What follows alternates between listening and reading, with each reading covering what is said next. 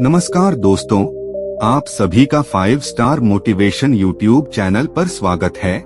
दोस्तों, क्या आप जैसा बनना चाहते हैं वैसा नहीं बन पा रहे हैं, या जो आप चाहते हैं अगर वो नहीं हो रहा है, तो आज की यह गौतम बुद्ध के जीवन की शिक्षाप्रद कहानी जो आपका जीवन बदल देंगी। दोस्तों, इस कहानी को ध्यान से अंत तक जरूर सुनना। दोस्तों, अगर आप इस कहानी को अंत तक ध्यान से सुनते हैं तो आपको इस कहानी से कुछ ऐसा सीखने को मिलने वाला है जो आपको आपकी लाइफ में बहुत काम आने वाला है। इसलिए इस कहानी को अंत तक अवश्य सुने।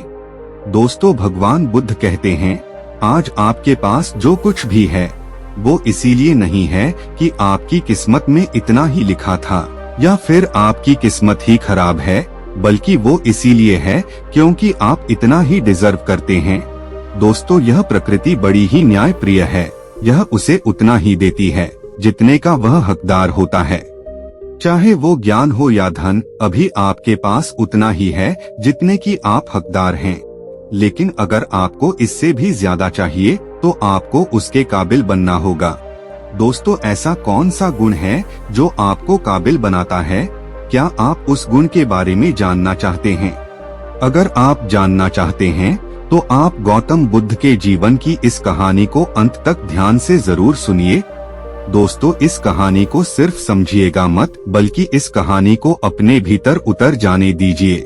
तो बिना समय को गवाए चलिए कहानी की शुरुआत करते हैं। दोस्तों, एक बार गौतम बुद्ध को एक सभा में भाषण करना था और जब सभा का समय हुआ तब बुद्ध वहां आए और बिना कुछ बोले ही चले गए। तकरीबन 100 से भी ज्यादा लोग बुद्ध का उस सभा में इंतजार कर रहे थे और बुद्ध के इस तरह के व्यवहार को देखकर सभी लोग बहुत चौंके, लेकिन किसी ने भी बुद्ध से कोई भी प्रश्न नहीं किया। दोस्तों, अगले दिन फिर से सभा का आयोजन हुआ और दूसरे दिन सभा में लोगों की संख्या तकरीबन घट गई। इस बार तकरीबन 80 लोग सभा में बैठे हुए थे। बुद्ध सभा में आए, लेकिन इस बार भी बुद्ध ने वही किया, यानी बुद्ध इस बार भी आए और बिना कुछ बोले ही वहां से चले गए। लोग दोबारा से चौंके, लेकिन किसी ने भी बुद्ध से कोई प्रश्न नहीं किया।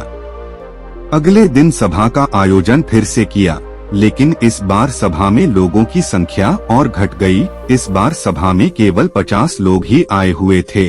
बुद्ध सभा में फिर से आए और उन्होंने इधर उधर देखा और बिना कुछ बोले ही सभा से चले गए। उसके बाद कुछ लोग क्रोधित भी हुए क्योंकि लोगों ने अपना काम छोड़ कर आए हुए थे, लेकिन किसी ने भी बुद्ध से कोई प्रश्न नहीं किया।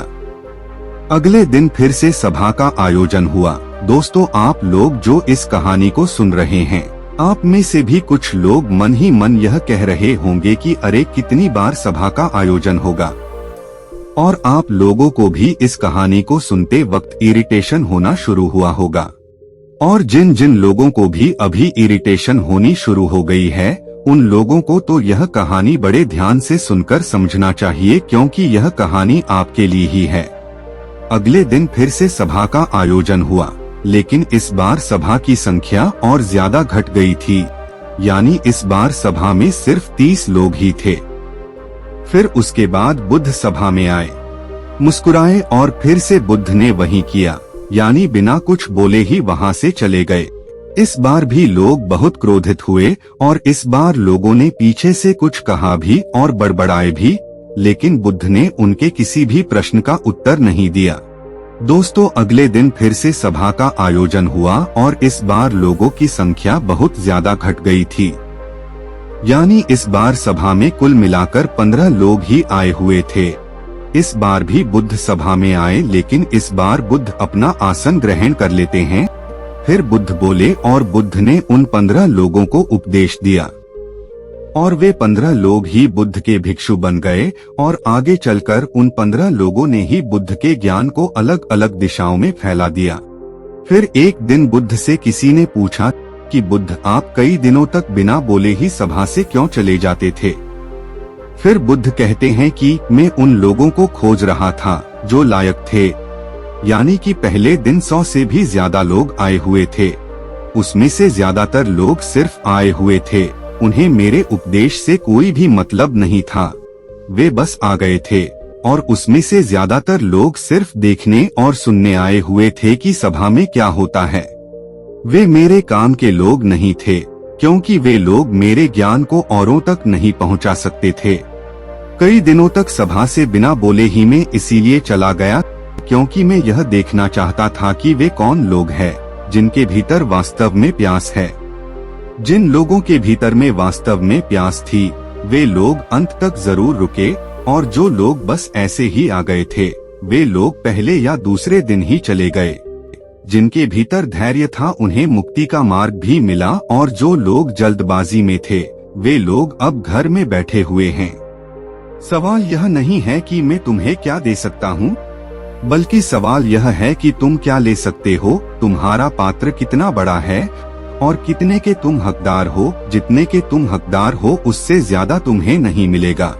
फिर वह व्यक्ति बुद्ध से पूछता है कि बुद्ध लायक कैसे बने। फिर बुद्ध कहते हैं कि धैर्य के द्वारा। जिस व्यक्ति के अंदर धैर्य है वह अपने जीवन में कुछ भी पा सकता है। सभा में जितने भी लोग आए हुए थे और उसमें से अंत तक वही रुके जिनके अंदर धैर्य था। चाहे तुम्हारे जीवन में तुम्हारा लक्ष्य जो कुछ भी हो, लेकिन तुम बिना धैर्य के सफलता के चरम तक नहीं पहुंच सकते। फिर वह व्यक्ति बुद्ध से पूछता है कि कोई व्यक्ति अपने भीतर के धैर्य को कैसे बढ़ाए। बुद्ध कहते हैं कि निरंतर अभ्यास के द्वारा हम अपने भीतर के धैर्य को बढ़ा सकते हैं। जैसे कोई व्यक्ति जब ध्यान करना शुरू कर देता है तो उसका मन उसके सामने कई सारे अड़चने लाता है, लेकिन उसका धैर्य उसे एक दिन उसके लक्ष्य तक जरूर पहुंचा देता है। फिर वह व्यक्ति बुद्ध से कहता है कि मैं समझ गया बुद्ध, मैं समझ गया। यानी मुझे धैर्य के साथ निरंतर अभ्यास करने की आवश्यकता है। दोस्तों, अब आपको समझ आ गया कि आपके पास वो क्यों नहीं है जो आप पाना चाहते हैं, क्योंकि आप उसके लायक नहीं हैं। लेकिन इसका मतलब ये नहीं कि आप लायक नहीं बन सकते। तो आइए जानते हैं कि आप लायक कैसे बन सकते हैं। देखिए, आप लायक तभी बनेंगे जब आप अपने भीतर धैर्य को बढ़ाएंगे। और धैर्य कैसे बढ़ेगा? धैर्य बढ़ेगा निरंतर अभ्यास के द्वारा। और अभ्यास कौन करेगा? अभ्यास करेंगे आप। तो फिर करते क्यों नहीं? दोस्तों, खुद से ईमानदारी के साथ एक प्रश्न जरूर पूछिए कि जो आप भविष्य में बनना चाहते हैं उसके लिए क्या आप धैर्य के साथ कर्म कर रहे हैं। दोस्तों, अगर उसका उत्तर है नहीं, तो अपनी असफलता के लिए जिम्मेदार आप खुद होंगे। दोस्तों, आज की यह गौतम बुद्ध की शिक्षाप्रद कहानी आपको पसंद आई होंगी, तो नीचे कमेंट बॉक्स में एस जरूर लिखें और उसके साथ ही वीडियो को लाइक करके 5 स्टार मोटिवेशन चैनल को सब्सक्राइब कर लीजिए। और हाँ, इस कहानी को अपने दोस्तों के साथ शेयर करना न भूलें। धन्यवाद।